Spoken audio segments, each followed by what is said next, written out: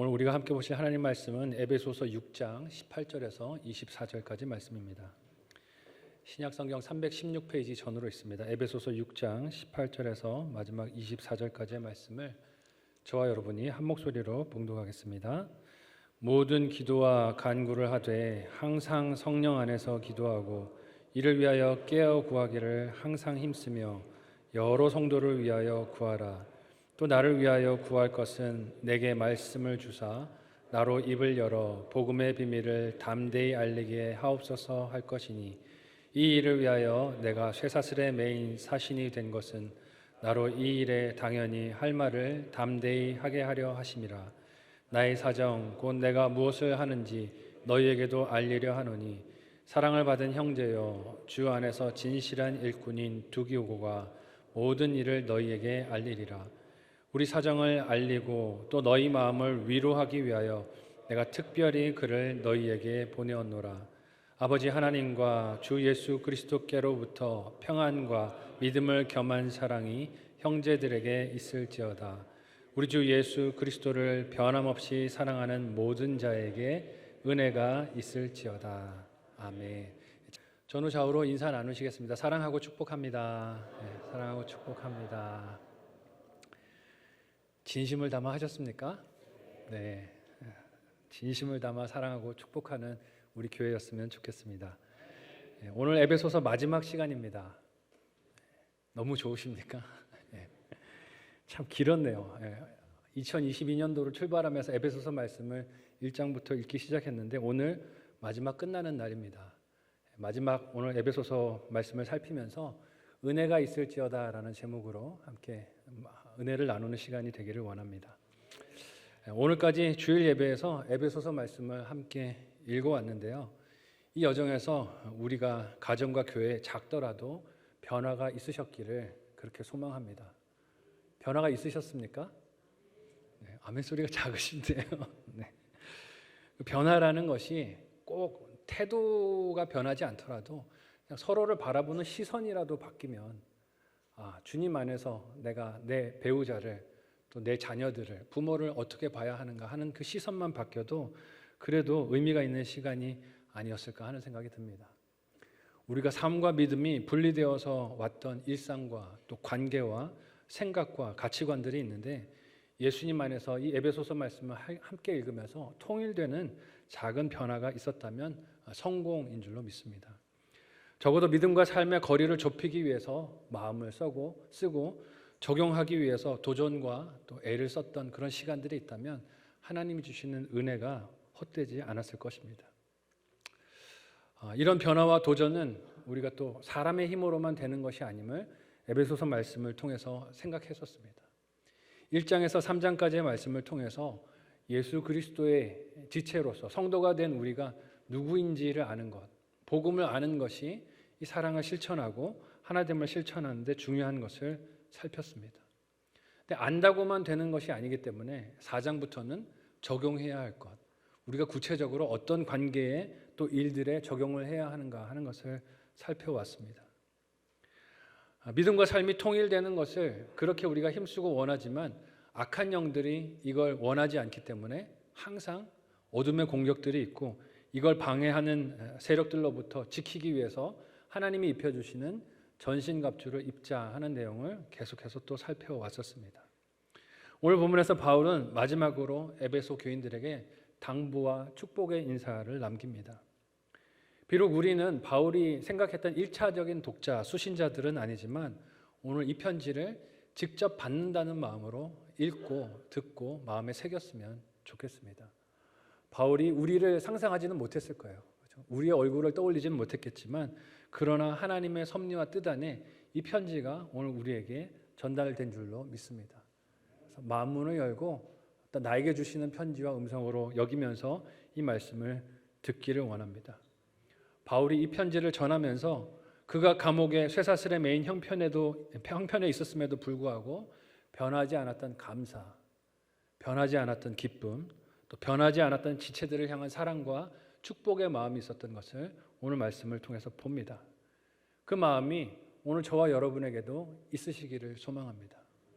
우리도 바울처럼 갇혀있는 환경들이 있어요. 가족 관계 안에서 갇혀 있는 환경이 있고, 직장에서 또 갇혀 있는 환경이 있고, 또 여러 고난과 어려움에 갇혀 있는 환경들이 있지만, 환경 때문에 낙심하는 것이 아니라 오늘 말씀의 바울처럼 환경을 넘어서 기뻐하는, 살아계신 하나님 때문에 기뻐하고 감사하고 그것을 남에게 전하는 향기가 저와 여러분에게 함께 하시기를 원합니다. 오늘 바울이 에베소서의 마지막 인사로 무엇을 성도들에게, 우리에게 당부하고 있습니까? 첫 번째로는요, 기도로 무장하고 기도의 목적을 잘 분별해야 한다고 하십니다. 함께 오늘 본문의 18절에서 19절까지의 내용을 한 목소리로 읽어보도록 하겠습니다. 같이 읽습니다. 시작. 모든 기도와 간구를 하되 항상 성령 안에서 기도하고 이를 위하여 깨어 구하기를 항상 힘쓰며 여러 성도를 위하여 구하라.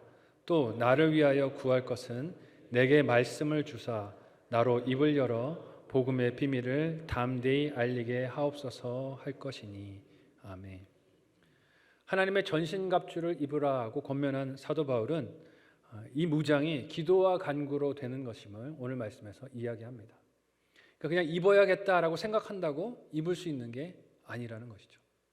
기도하고 간구하고 하나님께 부르짖으면서 입어야 하는 것이 이 하나님의 전신갑주인 것을 강조합니다. 예수님께서 습관을 따라 기도하셨던 것처럼 늘 하나님께 묻고 그 뜻을 구하는 기도가 있어야 한다는 것입니다. 그래야 악의 영들이 공격을 할 때 이를 막아내고 물리칠 말씀이 깨달아지는 것입니다.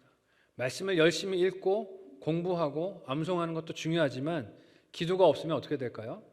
필요할 때 생각이 안 납니다. 써야 할 때 꺼내 쓸 수가 없습니다.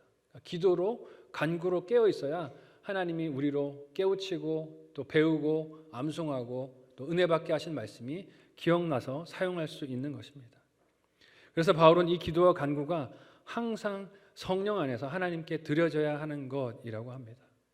이 말은 성령 안에서 하지 않는 기도도 있다는 뜻일까요? 없다는 뜻일까요? 있다는 뜻이겠죠. 기도가 다 성령 안에서 하는 것은 아니라는 것입니다. 자기 열심과 의로 하는 기도가 있을 수 있습니다. 이것이 잘 구별되고 분별이 되어야 하는 것입니다. 그런 자기 열심과 의로 하는 기도의 대표적인 예가 무엇일까요? 예수님과 대척점에 있었던 바리새인들의 기도가 그런 기도가 아니겠습니까? 누가복음 18장 11절의 말씀을 우리 같이 한 목소리로 읽어보겠습니다. 같이 읽습니다. 시작. 바리새인은 서서 따로 기도하여 이르되 하나님이여 나는 다른 사람들 곧 토색, 불의, 간음을 하는 자들과 같지 아니하고 이 세리와도 같지 아니함을 감사하나이다. 겉모양은 형식은 기도입니다. 따로 서서 기도했다고 해요. 사람들이 보이는 자리에서 거룩한 옷을 입고 근엄한 옷을 입고 큰 목소리로 기도하니 얼마나 그 기도가 능력 있어 보이겠습니까? 그런데 예수님은 이런 기도를 보면서 뭐라고 말씀하십니까? 하나님이 의롭다 하신 기도는 바리새인의 기도가 아니라고 하세요.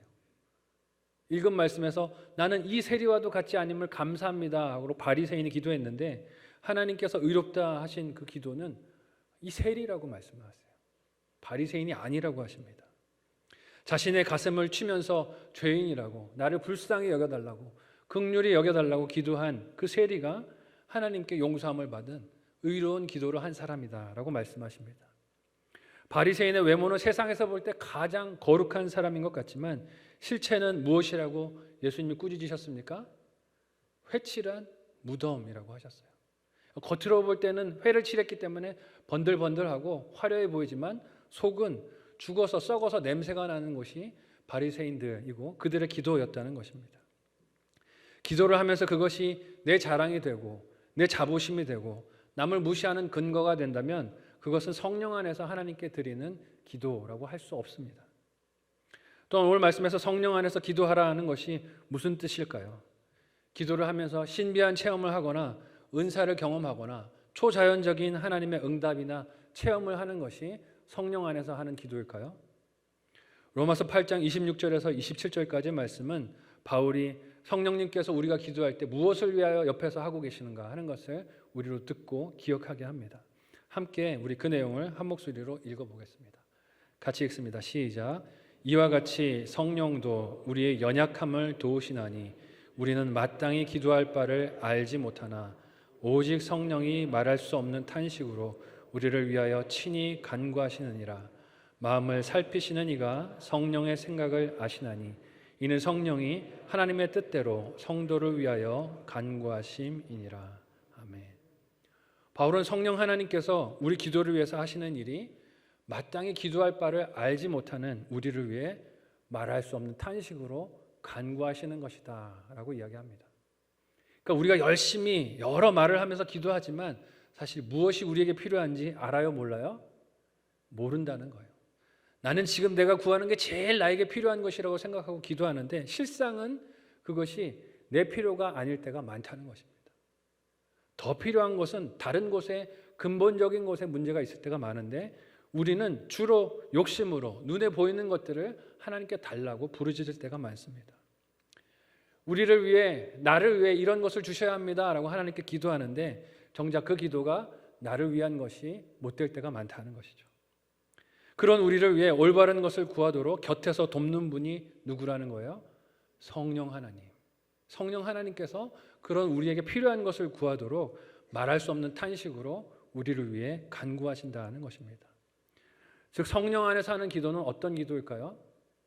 겸손한 기도라는 것을 알 수 있습니다. 겸손한 기도가 어떤 기도입니까? 하나님의 뜻을 묻는 기도죠. 하나님께 내 필요를 쫙 늘어놓고 그것만 다 이야기하고 돌아서서 시원하다고 가는 그 기도가 아니라 하나님의 뜻을 묻는 기도. 하나님, 제 삶을 통해서 무엇을 하기를 원하십니까? 제게 주신 시간을 통해서 무엇 하기를 원하십니까? 제게 주신 이 물질로 어떤 일을 해야 하나님이 기뻐하실까요?를 묻는 기도를 해야 한다는 것입니다. 그것이 성령 안에서 하는 기도입니다. 하나님이 원하시는 것과 그 나라를 구하는 기도이죠. 며칠 전에 미국의 한 유명한 목사님인 팀 켈러 목사님이 자신의 SNS에 기도에 대해서 이런 글을 남기셨는데 제게 큰 마음의 울림이 되었습니다. 영어로 쓰셨는데요. 제가 한글로 의역을 좀 이렇게 해봤어요. 이런 번역이란 생각이 들어서요. 제가 한번 읽어드릴게요. 생각하시면서 영어는 뒤에 있으니까 영어가 편한 분들은 영어를 참조하시고 제가 의역한 것이 편한 분들은 또 그걸 보시면 좋겠어요. 기도의 근본적인 목적은 하나님의 뜻을 나에게 맞추는 것이 아니라 나의 뜻을 그분의 뜻 안에 담는 것이다. 기도의 목적이 영어 표현은 이래요. 하나님의 뜻을 구부려서 나한테 맞추는 것. 내 뜻에다 구부려서 맞추는 게 그 기도의 목적이 아니라 내 원하는 것을 하나님의 원하는 것에 맞춰드리는 게 기도다. 짧은 한 줄의 문장인데 제 마음이 얼마나 쿵 하고 울렸는지 몰라요. 그래서 바울은 영적 무장을 해야 성도들이 그 무장을 갖추는 일에 있어서 기도와 간구를 성령 안에서 하도록 도전을 합니다. 영적 무장을 해야 하는데 이 일이 성령 안에서 하는 기도로 된다는 거예요. 기도하는 것 중요한 일이지만 기도하면서 내가 간구하는 것도 잘 분별해야 한다는 것입니다. 또한 그 기도의 목적이 개인적인 것만이 아니라 여러 성도를 위한 것, 이타적인 기도가 되어야 함을 말씀에서 강조합니다. 우리가 영적 전쟁이라고 말하면 흔히 악한 영들과 나의 개인적인 전쟁이라고만 생각할 때가 많아요. 그래서 이제 속으로 두려움을 주는 영들을 자꾸 쫓아내고 밀어내고 하는 게 영적 전쟁의 전부라고 생각할 때가 많은데요. 영적 전쟁이 공동체적인 사명이 있다는 겁니다. 그러니까 내가 든든하게 서야 내 곁에 있는 성도들도 든든하게 설 수 있고 내 곁에 있는 성도가 든든하게 서야 나도 든든하게 설 수 있다는 것이죠. 여러 성도를 위해서 이타적인 기도가 되어야 한다는 것입니다. 영적인 싸움을 온전히 할 수 있도록 곁에 있는 지체들을 위해서 기도할 수 있는 저와 여러분들이 되실 수 있기를 바랍니다. 옆 사람에게 이렇게 인사해 볼까요? 당신을 위해 기도하겠습니다. 당신의 영적 전쟁을 위해 기도하는 우리 공동체가 되기를 원합니다. 말씀 전하는 사역자들을 위해서 기도해 주십시오. 말씀 전하는 사역자들이 말씀에 굳게 서서 복음을 하나님이 기뻐하시는 뜻대로 잘 전할 수 있도록 성령으로 말씀으로 충만하도록 기도해 주시는 우리 공동체가 되시면 좋겠어요. 리더들이 사랑과 분별력으로 사명을 감당하도록 교회의 임직자들을 위해서, 중직자들을 위해서, 목자들을 위해서 기도해 주시는 우리 공동체가 됐으면 좋겠고요. 목자들은 목원의 삶을 위해서, 그들의 분투를 위해서 함께 기도하는 공동체가 되어야 합니다. 왜 그렇게 서로를 위해서 기도해야 합니까? 혼자 하는 싸움이 아니기 때문에 그렇습니다. 그래서 바울이 에베소 교회 성도들에게 부탁하는 기도의 간구 내용이 무엇입니까?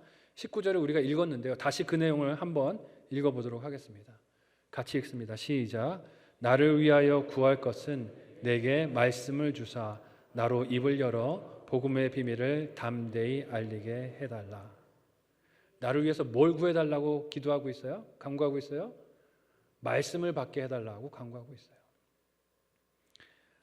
그렇게 힘들고 어려운 형편에서 감옥에 갇혀서 힘들고 어려운 고난 중에 있는 바울이 가장 간절히 부탁하는 것이 하나님으로부터 말씀을 받게 해달라는 제목인 것이 마음이 먹먹해집니다. 풀려나는 게 바울의 기도 제목이 아니에요. 우리는 어떤 기도를 많이 합니까? 감옥에서 풀려나게 해주세요. 건강을 회복해 주세요. 경제적인 문제가 풀리게 해주세요. 이걸 부르짖을 때가 많은데 바울은 소원하고 원하는 게 그게 아닙니다. 여기서 나에게 하나님의 말씀을 허락해 주셔서 입을 열어 이 복음을 전하게 해주시기를 기도해 달라고 간구합니다. 그 말씀을 받기 간절히 원하는 소원의 이유가 무엇입니까? 전하기 원하는 마음이 있기 때문이에요. 나를 위한 게 아니고 남을 위한 마음이 있는 것을 보게 되어집니다. 사람이 물리적으로 힘든 환경에 처해지면 가장 시급하게 원하는 것이 그 물리적인 환경이 바뀌는 것이 될 때가 많습니다. 거기서 풀려나 자유를 누리는 것이 가장 간절한 기도라고 여길 때가 많아요. 그런데 바울은 이 물리적인 필요보다 하나님 말씀 받기를 원하는 열정과 갈망이 큰 것을 봅니다. 20절은 그런 담대할 수 있는 바울의 마음과 시각이 어디에 있는지를 우리에게 보여줍니다. 함께 20절 말씀을 읽어보겠습니다. 같이 읽습니다. 시작. 이 일을 위하여 내가 쇠사슬에 매인 사신이 된 것은 나로 이 일에 당연히 할 말을 담대히 하게 하려 하심이라. 아멘. 바울은 지금 자신이 이 감옥에 갇혀 있는 게 어쩌다 된 일이 아닌 것을 알고 있어요. 하나님의 복음을 증거하게 하시기 위해서 그 과정 가운데 자신이 갇힌 것을 믿음으로 봅니다. 감옥에 갇히고 쇠사슬에 매인 억울하고 비참할 수도 있는 그 상황을, 환경을 오히려 뭘로 보고 있습니까? 영광스러운 사역의 자리, 사명의 자리로 보고 있다는 거예요. 하나님이 여기서도 나를 복음 전하게 하시는구나 하는 믿음으로 자신이 갇혀 있는 자리를 봅니다. 보통 온 세상을 통치하는 왕의 메시지를 갖고 어떤 사신이 나아갈 때는 뭘 기대할까요? 환영받을 걸 기대하지 않을까요? 온 세상을 통치하시는 왕이 나에게 어떤 중요한 메시지를 주셨는데 이걸 가지고 전달할 때면 환영받겠구나 하는 것을 기대하는 것이 사신의 기대이고 마음일 것입니다. 근데 오늘 사도 바울은 어떻습니까? 온 땅을 통치하시는 하나님의 복음의 메시지를 가지고 그 전가를 전하고 있는데 어떻게 되고 있어요? 환영받습니까? 아니에요. 감옥에 갇혔습니다. 환대와 영접은커녕 쇠사슬에 매어서 감옥에 갇히는 푸대접과 핍박을 받는 중에 있습니다. 근데 그럼에도 불구하고 바울은 어떤 확신이 있습니까? 이것이 이 순간이 지금 사명을 감당하고 있는 순간이구나, 시간이구나 하는 믿음이 있습니다. 자신이 하나님의 사신인 것을 부끄럽게 여기지 않습니다. 자신이 매여 있고 구속된 것이 오히려 전해야 하는 복음을 담대하게 말하게 하시는 통로가 되었구나 하는 것을 믿음으로 바라보고 그렇게 할 수 있게, 사명 감당할 수 있게 도와달라고 에베소 성도들에게 중보기도를 요청하고 있습니다. 영적인 전쟁이 무엇인지, 어둠의 영들이 쏘아대는 불화살과 의심과 낙심의 공격이 무엇인지를 사도 바울이 그의 승리를 통해서 우리에게 보여주고 있는 줄로 믿습니다. 우리는 영적인 승리가 환경이 바뀌는 것이라고 생각할 때가 많아요. 어려운 이 형편이 달라지는 것이 승리라고 생각할 때가 많은데 진짜 승리는 그런 게 아니라는 것을 우리가 바울의 이 간증을 통해서, 고백을 통해서 볼 수 있습니다. 이런 바울의 편지를 받아 읽는 우리 마음에 어떤 도전이 있어야 할까요? 우리의 기도 내용을 다시 돌아볼 수 있는 저와 여러분들이 되실 수 있기를 바랍니다. 늘 부르짖는 그 기도의 제목이 물론 간구하고 부르짖어야 하는 기도 제목이겠지만 늘 이기적이었다면, 나의 필요만을 부르짖는 기도였다면 좀 이제는 그 기도의 내용을 돌아보고 이타적인 기도, 공동체를 위한 기도, 목장의 다른 식구들을 위한 기도, 교회 공동체의 다른 지체들을 위한 기도가 있어야 할 줄로 믿습니다. 또한 내가 처해 있는 상황과 환경을 남과 비교하면서 비교와 낙심과 절망에만 빠져 있었다면 오늘 말씀이 또 회개하게 하시는 하나님의 초청의 음성이 되실 수 있기를 바라요. 바울은 어떻습니까? 환경이 바뀌지 않았지만 그의 마음 안에 확신과 감사가 넘치는 것을 봅니다. 사람들로부터 어떤 대접을 받던 거기서 기꺼이 복음을 전하는 사명을 감당하고 있는 바울의 모습을 봅니다. 저와 여러분도 환경이 바뀌지 않았어도, 문제가 여전히 있어도 거기서 복음을 전하는 사명을 감당하고 있다면 사도 바울과 같이 쇠사슬에 매인 사신으로서 사명을 감당하는 온전한 충직한 청지기가 된 줄로 믿습니다.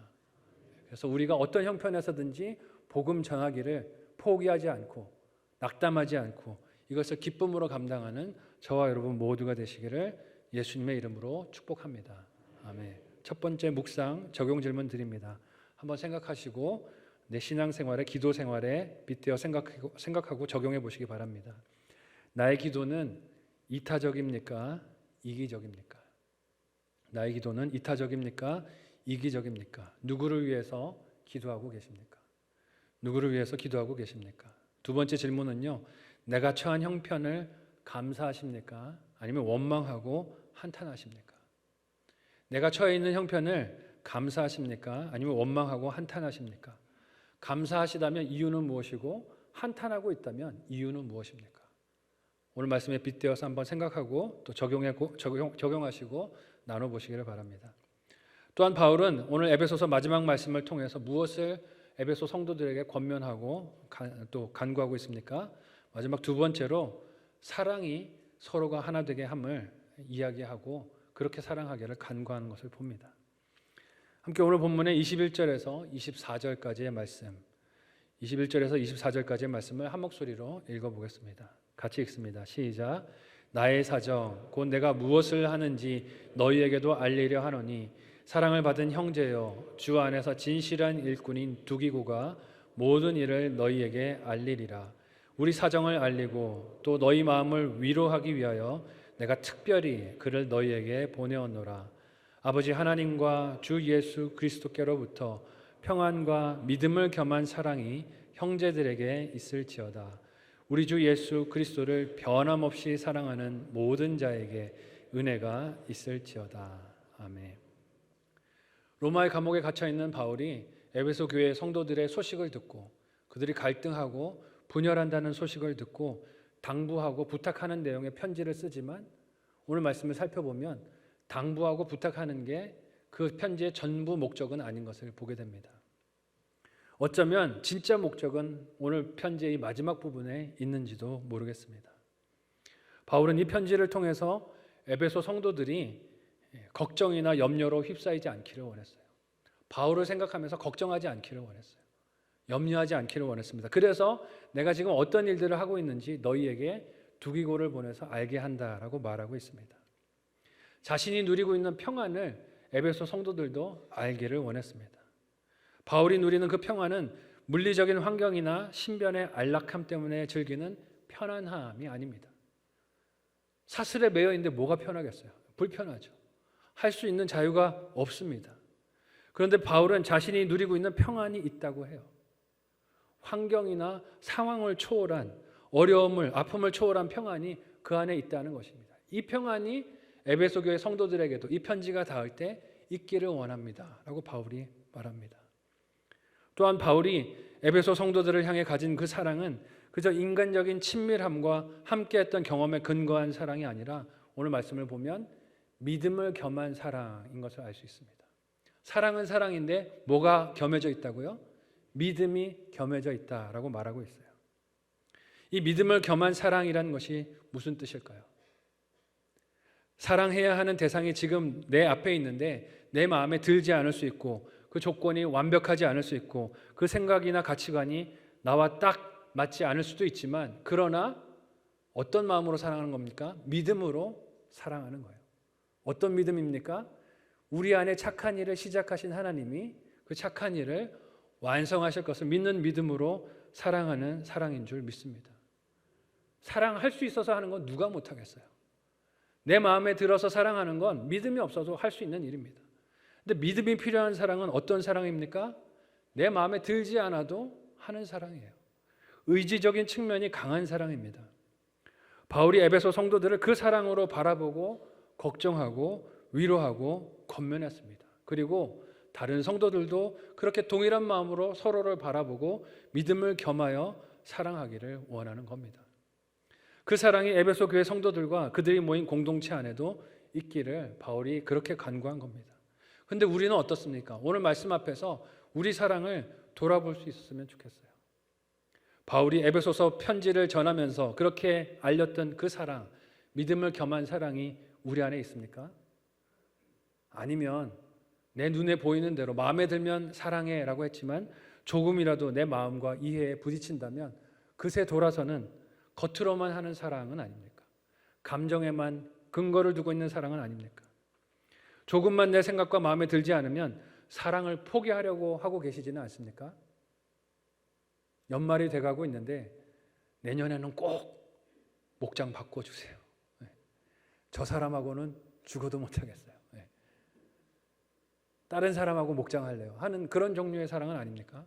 교회 생활을 하면서 내 마음에 부딪히는 사람이 있는데 믿음으로 그를 바라보고 사랑하는 사랑이 아니라 아유 틀렸어, 안 되겠어, 교회로 옮겨서 다른 사랑을 찾아봐야겠어, 그런 사랑을 하고 계신 것은 아닙니까? 내 생각을 주장하고 편을 가르고 비판의 열을 올리고 나를 옳게 보이는 일로 분주하면서 그것을 사랑이라고 생각하는 것은 아닙니까? 여러분, 믿음을 겸한 사랑이라는 것은 나 같은 죄인까지도 용납하시고 사랑하신 예수님을 바라보면서 남도 그렇게 될 것을 믿음으로 바라보는 사랑인 줄로 믿습니다. 나는 변했는데 왜 남은 변할 것이라고 믿지를 못하십니까? 나는 달라졌다고 말하면서 왜 남은 달라질 것이라고 믿고 기대하지를 못하십니까? 이거 교만이라는 것입니다. 바울은 그런 사랑이 있기에 복잡한 상황과 어려운 형편에서도 평강의 마음을 누릴 수 있었습니다. 그런 평강을 에베소 교회 성도들도 알고 누리기를 원했던 거예요.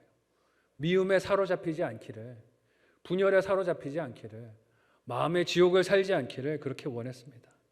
그래서 자기의 형편을 나눈 것입니다. 만일 사랑으로 한 복음의 증거와 교제가 아니었다면 바울은 자기가 당한 일을 해석할 수 없어서 몸부림을 쳤을 것입니다. 얼마나 생색이 났겠어요. 하나님을 위해서 복음을 들고 나가서 전했는데 돌아오는 일이 무엇입니까? 매를 맞아요. 감옥에 갇혀요.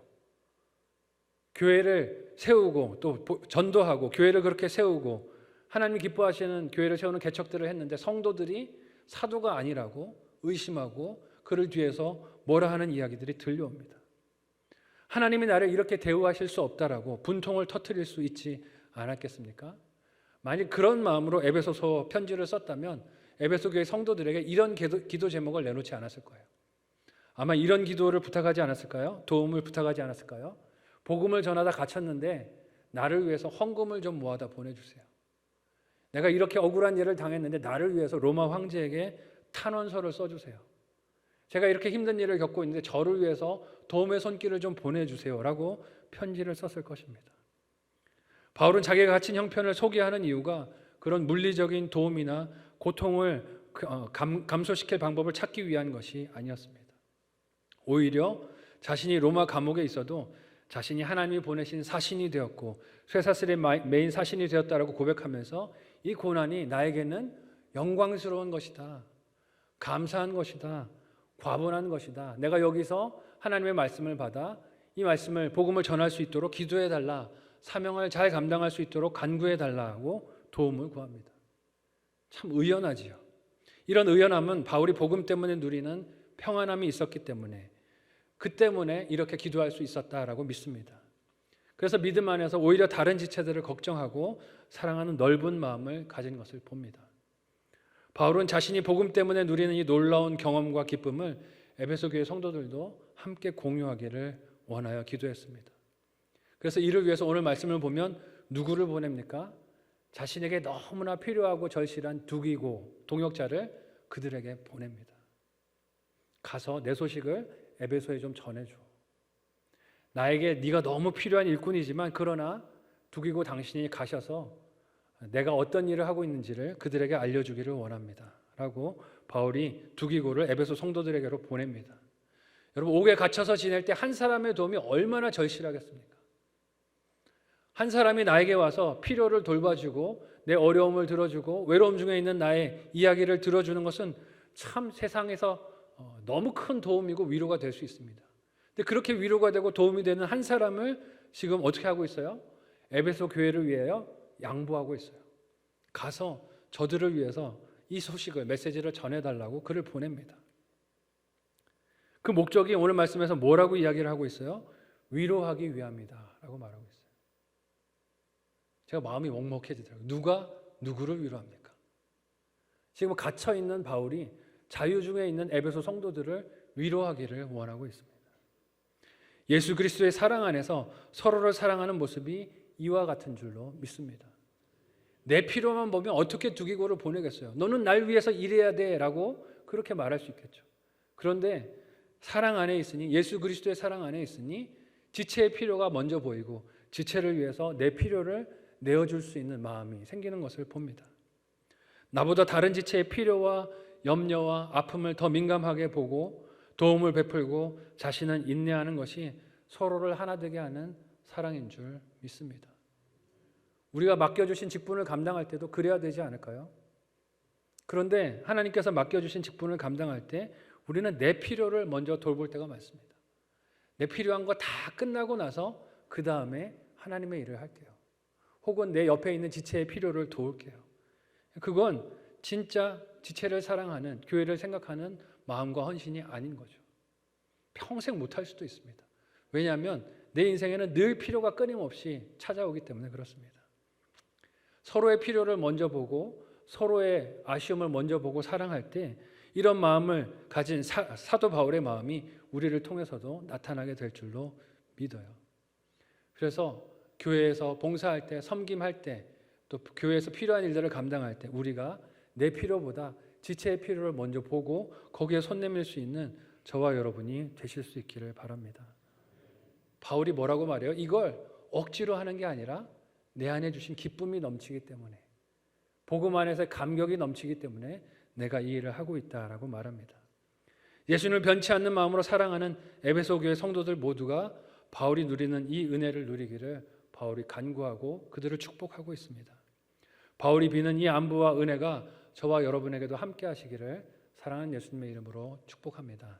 네. 마지막 묵상 적용 질문 드립니다. 한번 생각하시고 적용해 보시길 바랍니다. 나를 걱정하고 염려하는 지체가 있으십니까? 나를 걱정하고 염려하는 지체가 있습니까? 나도 그를 걱정하고 관심을 갖고 계십니까? 나도 그를 걱정하고 관심을 갖고 계십니까? 다른 지체에게 관심 없는 것이 왜 문제일까요? 다른 지체에게 관심이 없는 것이 왜 문제일까요? 나의 위로가 필요한 그 한 사람이 누구입니까?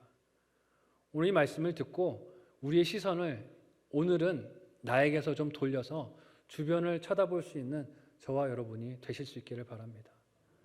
누가 숨죽여 울고 있는지, 누가 괴로워하고 있는지, 누가 예배에 나오지 못하고 힘든 상황에 있는지를 좀 돌아보시고 연락을 할 수 있는 이번 한 주가 되셨으면 좋겠어요. 에베소서 말씀을 이번 2022년도 1월부터 한 해 동안 말씀을 통해서 이렇게 나눠왔습니다.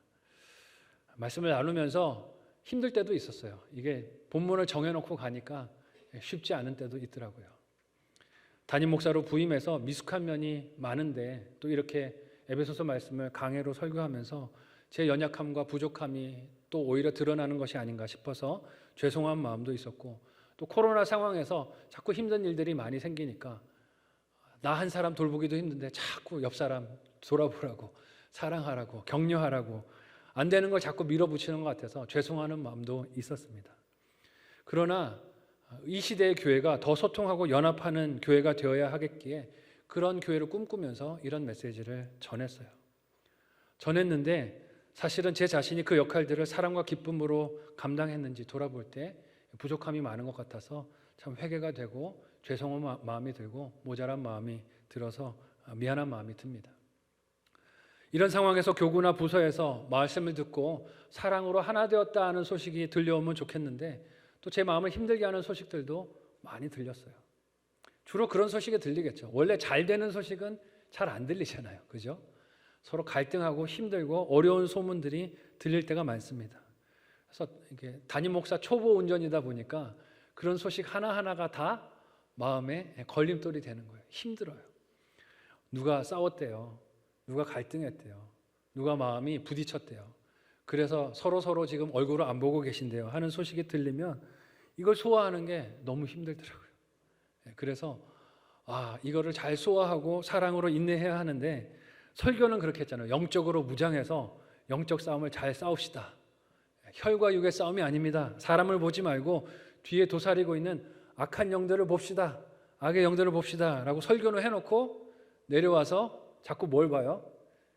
사람을 보고 상황을 보고 문제를 보고 힘들어하는 제 모습이 깨달아졌습니다. 정죄가 되고 소가리를 해서 제 마음이 힘들었던 또 한 해의 여정이 되었던 것 같아요. 근데 오늘 에베소서 말씀의 결론에 이르게 되면서 다시 이런 마음을 회개하게 됩니다. 반성하게 되는 것 같아요. 바울은 그렇게 심한 고난과 외로움, 공고함의 형편에서도 영적 전쟁을 기도와 간구로, 또 자기 자신보다 에베소 성도들을 먼저 생각하고 믿음을 겸한 사랑으로 품는 위로와 돌봄으로 승리한 것을 보게 하시는 것이 우연이 아닌 줄로 믿습니다. 저도 힘을 낼게요. 여러분도 힘을 내는 한 주 한 주 하루가 되시기를 예수님의 이름으로 축복합니다.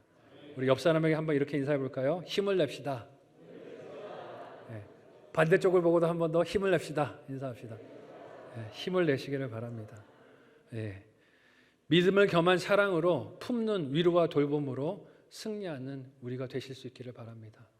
사도 바울이 그런 마음으로 온 마음을 담아 에베소 교회 성도들에게 마지막으로 이렇게 인사를 해요. 은혜가 있을지어다. 저를 향한 축복의 말로 들려서 이 말씀이 마음 뭉클하게 들립니다. 여러분에게도 이 은혜가 함께 있으시기를 소망하고 축복합니다. 옆 사람에게 한번 이렇게 인사해 볼까요? 은혜가 있을지어다. 네, 반대쪽으로도 은혜가 있을지어다. 네, 이 은혜가 늘 함께 하시기를 예수님의 이름으로 축복합니다. 아멘. 함께 기도하겠습니다. 오늘 말씀을 붙들고 기도할 때 하나님, 믿음을 겸하여 사랑하며 승리하게 도와주옵소서. 눈에 보이는 대로 판단하고 정죄하고 실망하고 낙심하지 않게 하여 주시고, 내가 어떤 환경에 있든지 복음 전하라고 주신 사명의 자리이오니 기쁨이 충만하게 하여 주시고, 바울이 소원한 이 은혜가 넘치게 하여 주시고, 이 은혜를 전하며 사람을 살리는 인생이 되게 도와달라고 합심해서 함께 기도하시겠습니다. 하나님 감사합니다. 은혜가 있을지어다 바울이 외치는 이 권면과 축복이 우리와 함께 하여 주시기를 원합니다. 인도하여 주셔서 우리가 갇힌 곳과도 같은 환경과 상황들이 있지만, 우리를 낙심하게 만드는 시험과 도전들이 있지만 거기에 시선을 두지 않고 믿음으로 승리하는 우리가 되게 도와주옵소서. 사랑도 믿음을 겸하여 사랑할 수 있도록 도와주셔서 눈에 보이는 대로 내 생각이 일어나는 대로 판단하고 정죄하고 낙심하고 절망하지 않게 해주시고, 믿음을 겸하여 사랑하며 승리하며 하나 되는 우리가 되도록 도와주시옵소서. 더 소통하고 연합하는 마지막 남은 1년의 여정이 될 수 있도록 도와주시고, 하나님 주신 사랑으로 승리하는 우리 모두가 되도록 도와주시옵소서. 간절히 소원하며 예수님의 이름으로 기도하옵나이다. 아멘. 하나님, 에베소서 말씀을 함께 성도들과 더불어 읽고 함께 이 믿음의 여정을 걸어오게 하여 주시니 감사합니다. 여전히 갇혀 있는 것 같고 쇠사슬에 매인 것 같은 환경들이 우리의 삶에 있지만, 그러나 여기서 우리에게 맡겨주신 하나님의 사명을 기쁨으로 감당하는 우리가 되게 도와주시옵소서. 하나님, 더욱 서로를 사랑하기를 결단하고 믿음을 겸하여 사랑하며 서로를 그렇게 믿음으로 바라보고 사랑으로 연합하고 하나 되고 소통하는 우리가 되도록 인도하여 주옵소서. 남은 1년의 시간들을 우리가 그렇게 승리하게 인도하여 주셔서 추수감사절에도 또 하나님 예비하신 영혼들을 기쁨으로 초청하게 하여 주시고, 많은 영혼들을 결실하는 우리의 가을 될 수 있도록 인도하여 주옵소서. 감사함이 예수님의 이름으로 기도하옵나이다. 아멘.